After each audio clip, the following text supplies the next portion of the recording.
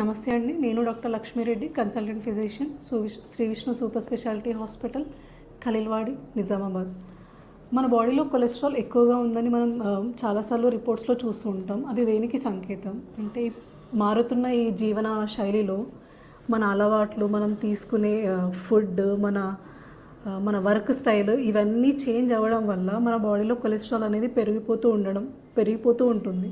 So దీనివల్ల మనకు వచ్చే ప్రాబ్లమ్స్ ఏంటి అంటే చాలా చిన్న ఏజ్లో హార్ట్ అటాక్ రావడం, పక్షవాతం రావడం, నరాల ప్రాబ్లమ్స్ రావడం, బరువు పెరిగిపోవడం వల్ల వెన్నెముక వీక్ అవ్వడం, ఇట్లాంటి సమస్యల వల్ల చాలామంది సఫర్ అవుతూ ఉంటారు.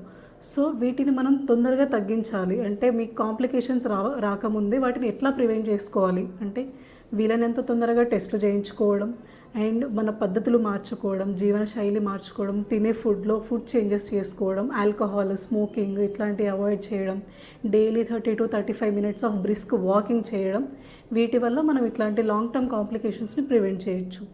ఇట్లాంటి ఏ సమస్యలకైనా శ్రీ విష్ణు సూపర్ స్పెషాలిటీ హాస్పిటల్ని సంప్రదించగలరు. Thank you.